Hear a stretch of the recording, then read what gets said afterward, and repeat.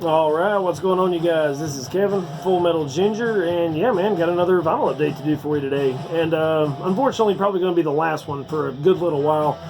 Every dime I'm making right now is going to this Disney World trip we got coming up in, let's see, a couple weeks now, actually, so it's crunch time. I really got to get on it.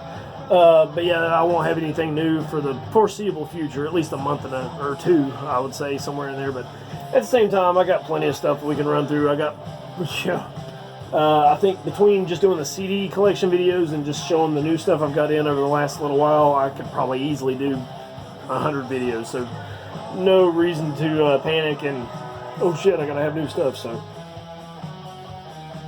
but that's not to say it's not important, and it's not to say that this isn't, bare minimum necessary that I gotta have. So anyway, I'll stop rambling. We'll talk about some records. First, soundtrack today, listening to Venomous Maximus, No Warning. This is their 2017 full length, and I believe their most recent release, if I'm not mistaken. It's out on Shadow Kingdom Records, so go support them. Yeah, it's pretty much straight up heavy metal, at least old school heavy metal sound with some doom elements in there, and Houston, Texas based, if I'm not mistaken. But yeah, I've been just kind of going through the collection here trying to find something to listen to. I was like, I haven't heard these guys in a long time. I'm putting this stuff on, man. I've got a couple albums in here from them I haven't heard in a while, so it was time to crank it up, and hope you enjoy it anyway, because I'm really digging it. It's been too long, I'll just say that. Alright, so records today. I've got some stuff I've been wanting for a long time. I've got some stuff that's reissued over the last little while, and I think I've got, I don't know, one or two in here that I could have swore I've talked about, but apparently they've been sitting on the shelf for years without me even mentioning them. So today they'll get their day in the sun, and we'll get into it. So this first one I've got, I could almost say I thought I already owned this, and maybe it's just because I've heard this album so many times, and it was just kind of one of those that's like you just kind of neglect because you've listened to it so much. I guess that was the issue here, but I mean, still really, really glad to finally have it, even though it's like, why don't you have this? But yeah, one of my favorite death metal releases ever, and one of the most horrible pieces of cover art I've ever seen. Deteriorate-Rotting in Hell. Just look at that. Ugh. But it works, and it fits somehow. But it's their 1993 debut full length. Came out on, what was it, Jail America maybe? This is a Dark Descent and The Crypt reissue 2018.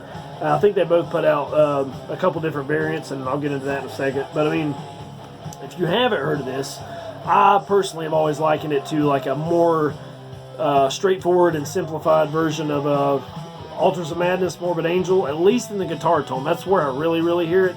But, kind of get that in your brain with more of a, almost a King Fowley style of vocals going on, and that's basically what you get here. So I've always really loved this stuff, and it's got a really, really, really good riffs, man. It's so catchy, and every time I listen to this, I can't hear just one or two songs. I have to go all the way through the whole album. So, but like I was saying, this is a reissue, and the cool thing about this is it comes with their self-titled demo from '92, as well as the Agonized Display demo, which came out a year later. So this is a double LP, which is really cool, and it's a really nice gatefold as well. You've got this old art in here that looks way better than that, but it's whatever. Plenty of stuff to go through here too, besides just the lyrics. You've got a interview here that you can check out, or there's something like that. But yeah, again, it's an album that I thought I had already, but one that I really, really love. So so like I was saying, there's a few different LP variants in terms of color. I can't even remember all of them. I know the Crypt put out a couple, but the Dark Descent one was limited to 100 copies, and it comes on this gorgeous, like neon yellow green, man. This looks so good. This is already, like, out of everything I have in terms of colored vinyl, this is my favorite. It just, I don't know, it just looks so good. It's so bright and, I don't know, nuclear or something. It's almost like it's glowing or something. But yeah, I am so stoked to have this. I would show you the other one, but it's just yellow as well. So, but again, for me, what does it is the riffs, and this one packs them in droves. I mean, this is such a good album. If you haven't heard this, please go check it out. It's one of only 2 they ever put out. And if I'm not mistaken, they turned into pretty much a black metal band after this. So, I mean, I need to jump on that stuff as well. I'm way behind, as usual. But yeah, Deteriorate-Rotting in Hell. Alright, as promised, I talked about last time that I had some Abigail records, and we'll go ahead and talk about those. And this first one is something I thought I would never ever own, just because of the rarity of it. But it got reissued, so I lucked out. We have the second demo I think they ever put out, Blasphemy Night. This is also from 1993, and this was, as far as I know, only released on tape, and there was like 300 copies of it, and that was it. Never ever repressed again until Nuclear War Now went and did it. And I'm trying my best to remember when they put this out, maybe last year if I'm not mistaken. So I know when I first saw it pop up, I had to jump on it, and so glad I did. But yeah, if you this is one of those ones that's like, I don't know how sought after it is. For me, it was like I just kind of assumed I would never get it, so when it popped up I was like, oh yeah, you got to jump on that, just because it's just the beginnings of a band, you know what I mean? And it's just one of those things that you always kind of want to track down. But this is a demo, and it's already going to sound kind of crappy, but this being Abigail, this sounds absolutely atrocious. You can barely even tell what's going on this. But at the same time, I love it. You know, it really gives it a charm, and it's a snapshot in time. So what else can you ask for? So the record itself comes on this nice jade, which I love. Looks really, really good. It's like a green tea color. Does green tea look like this? I don't know. I don't drink that stuff. That's always kind of what I think it looks like. So maybe that's my brain being weird. And for whatever reason, the static on this one, I've got another one to show you. An Abigail record is just horrible. And they never want to go back into the jacket here without just fumbling it around for a while. But I don't know why it's like this. So, see what I'm talking about? It's already sticking real bad. And it's not catching on the flaps either, so I don't get it. Should have just titled this video, watch Kevin fumble with putting a record back in the sleeve. And I'm just going to have to do this later. And I've got another one on Jade, so when I get to that, I won't even bother showing it, because it does the exact same thing.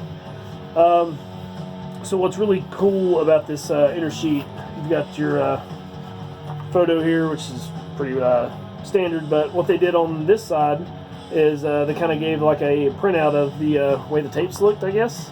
And it's just it's really, really cool. I like stuff like that. So I mean, it's basically what it looks like. It's like a J card unfolded or whatever. And to me, this is the closest I'm ever going to get to owning, you know, one of the, as far as I remember, there's only 300 copies of those, so the closest I'm ever going to come to owning one. But atrocious sounding, but it's just a really cool piece of history, and I'm glad I have it. So there's Abigail-Blasphemy Night. Now, as I've said before, I'm a really big fan of both their black metal stuff and their black thrash stuff, so we will move on to, I think this is their fourth full-length. Fourth or fifth? Fourth, I think. You can correct me in the comments if I'm wrong. This is Abigail-Ultimate Unholy Death.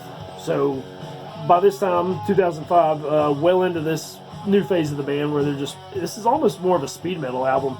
And honestly, between this and like the stuff Midnight was doing at the time, extremely similar. I mean, the vocal style is the only thing really different. So if you like Midnight, you will definitely dig this album if you haven't heard it. But this is another Nuclear War Now reissue. I don't remember when this particular one came out. Probably within the last year or two again. So stoked to have this one as well. Abigail having such a huge discography. I mean, it's like you're never going to collect everything. But this one's pretty much standard plain Jane stuff. There's the inner sheet with your lyrics. And that's really about it. The record itself is just on black, so I'm not going to pull that out. And Chris Moyen, I think, did this cover. And it looks really, really good. I dig it. I think the original one was like a little more... It's either a little more plain or it was like all red or something. But this one looks way better, I think, just in terms of where they added the black. And it's just black and white with the red logos. It just looks great. But yeah, there you go. And let's see. Okay. Yeah, this is the last one I got to talk about. And it's another Abigail. And this one's I don't know if this is my favorite, but this one is really, really interesting because this is a compilation of material from the early days. So we've got the Lord of Satan. I think this came out around 2011, but it's a compilation of stuff between 93 and 1996. So again, the very earliest days of the band, them just kind of coming into their own and that sort of thing. So that kind of thing is what I really, really love when I get into a band, when you can find that a nice collection of something to get you started. And it just kind of works if you're a newbie to the band, or if you're, you know, kind of a seasoned vet and looking for something else that you may or may not have come across. So it's kind of works for everybody.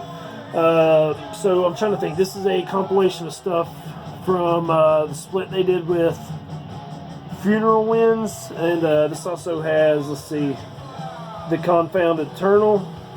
Yeah, Confound Eternal EP, and what was that other one? Descending from a Blackened Sky, maybe? I don't remember. Oh, yeah, so it's on there. What was I thinking? But this is the other one that's on a Jade, so I won't pull it out. It looks exactly the same as Blasphemy Night. So, but yeah, man, this is again just a nice snapshot of where the band was at the time. Inner sheet just has, you know, nice collage of photographs, super contrasted because it's black metal, so you kind of have to. And lyrics. So again, really straight to the point and plain, and don't really need to say too much. Let the music speak for itself. But yeah, I don't know what it is about those particular records. They just, static always builds up on them, and they will not, without really careful fuckery, go back into the sleeve. So I'll get that in a minute. But yeah, there you go. That's all for the Abigail. I've got to have something to drink. God bless, I'm dying. Okay, so a few weeks ago, actually it's probably mid-May, I took the girls over to Gatlinburg, Tennessee. I hadn't been there in like 4 years or something, and it looks pretty much the same, but there's this little, it used to be like an old mall or something. I mean, it's really, I don't even know how you would describe it, but don't even go in there anymore. The last several times I've been over there, I don't bother to go in there, but we just happened to go in, and lo and behold, there's a record store in there. I was like, hell yeah. So I had to go in there and peruse around, and didn't really have a lot of time to find anything, but I came across 2 records that I didn't already have, at least on vinyl. We've got some Immortal albums, and first up we have the mighty Sons of Northern Darkness. Whoo! When it comes to Immortal, at least the latter days of Immortal, probably my favorite album. It's up for debate, but I just love this album. It's such a crusher, man. One by one, all the way through Beyond the North Waves. Every song on here is great. Well into the days of Abigail kind of running the band, and just him and his guitar work, and definitely changed the band, and you could argue for better or worse, but and kind of like Abigail, I love both sections of Immortal. So this is probably my favorite black metal band ever, and pretty sure I own everything except for All Shall Fall, and I don't know why I don't have that. When I went to order it a good couple of years ago, and I think it might have just been out of stock when I ordered it and just kind of forgot about it. But anyway, the place in Gatlinburg is called the Rhythm Section, so I would love to be able to go in there for a couple hours at least and see what I could find, because it was a very small shop, but everything was really confined, so you really had to look hard to find something. And I just kind of stumbled across these, actually. So 2002 when this came out. This is a 2018 reissue, and this is also on a gatefold, and really nothing to it at all. But I can show you the record because it's goddamn pretty. And I just put these in here. I never keep my records inside the jacket when I'm talking about gatefolds, just because I hate the way it wants to bend everything. But I had to do it for this video. But ooh, look at that, man! Isn't that just gorgeous? Really fits the album, I think, and would probably go really well with At the Heart of Winter as well. But yeah, man, when it comes to Immortal, there's not really, in my opinion, a bad album. This one's certainly one of my favorites. It's something I've been talking about. Like, I would love to kind of rank these albums just to see where I would put them after really careful consideration. But yeah, Sons of Northern Darkness rules. I don't care what you say, love it or hate it. Yeah, like what you like, whatever. All right, and then we have a I don't know how we describe this. Sort of a comeback album. We've got Northern Chaos Gods, their most recent one. And when this first came out, a lot of people were doubting it was going to be any good just because Abbott was gone. But man, yeah, Demoness had a lot to prove, but he definitely lived up to the hype, or lived up to what he needed to do, and especially what Abbott had done in the past, man. He kind of took the band back to a, I would say, like the earlier days of Immortal. So, I mean, you've got what Immortal was, what they went with when Abbott was doing all the guitar stuff, and then what Demoness brought him back to. So, and his voice is really, really good on here, too. I mean, I had my doubts that they could lose a guy like Abbott and this actually, you know, be able to stand up to any kind of scrutiny, but they did a really good job on here. This is just a, oh yeah, this is a gatefold. I kind of forgot. And again, it's just nothing really to it. And the one thing I hate about this is it comes in this paper sleeve that's like the inner sheet, and I hate these, man. They always want to stick. But nice white vinyl, which looks really good with the cover art, so that kind of worked out perfectly. But yeah, I just kind of found these in a store called the Rhythm Section, if I didn't mention that already. The name of the store, anyway. And would love to go back and really spend some time in there. But a really cool place to go check out if you're ever in the area. I found some Immortal records. Awesome. Alright, now we're going to end up with a band in a genre that I know most people don't really care for, but that's okay. Maybe you'll find something you like, or maybe give it a try. So, when it comes to Sludge, everyone's probably clicking the video off now. When it comes to Sludge, I'm either really in the mood for it, or the majority of the time I just don't want anything to do with it. But for whatever reason in the summer, it really gets me. I think it's just where it's so oppressively heavy, so just swampy and sweaty. It just feels like summer music to me. Like, it's so oppressively hot, you don't even want to move. You just want to just kind of let it take you over. That's what I feel like when I listen to some sludge metal, man. And we've got probably my favorite band in the whole genre. We've got some Weedeater. This is their second album with 16 Tons. Came out back in 2002, I think, on Crucial Blast, if I remember right. This is from Season of Mist, and I'm fairly certain they've reissued every single one of their albums. And I still need Injustice for Y'all and Jason the Dragon, and I'll have everything they put out. So yeah, we can go ahead and check this out real quick.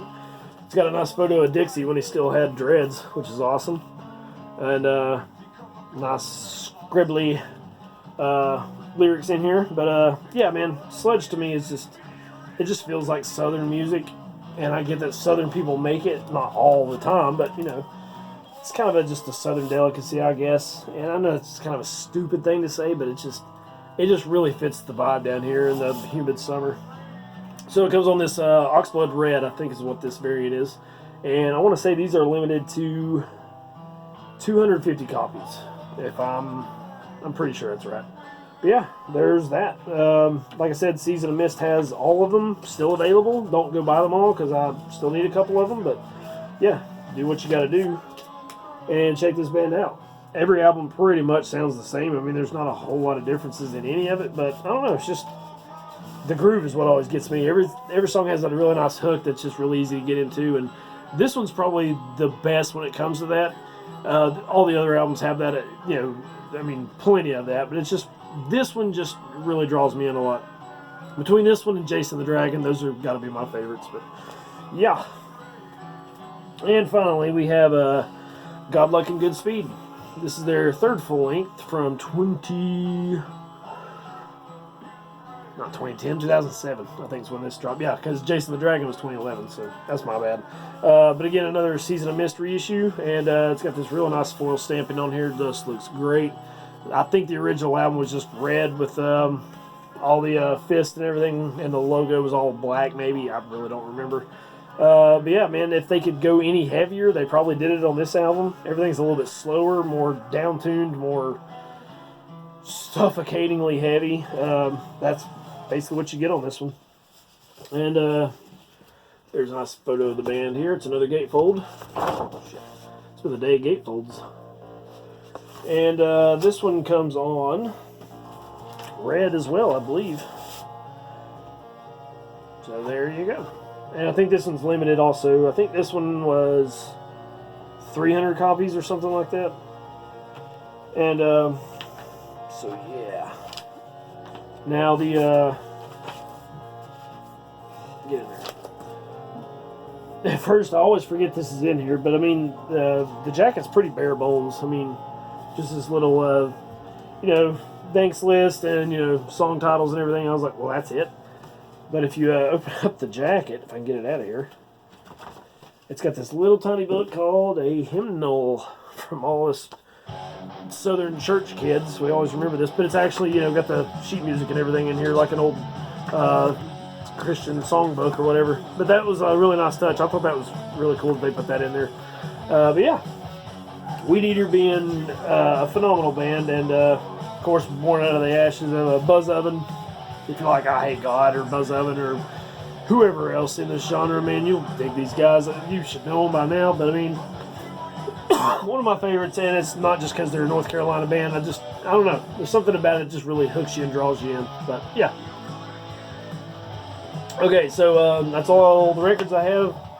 I don't know what's next. Most likely a CD collection video, but at the same time, I've got so many tapes and other CDs that I really need to talk about. We'll get to them when we get to them, I guess. So whatever's next will be next. Whatever. So I'm going to get off here and have to edit this video together where it cut out on me. And yeah, I appreciate you guys watching the video, checking it out, subscribing, liking, and all that. Let me know what you think. And we'll see you next time.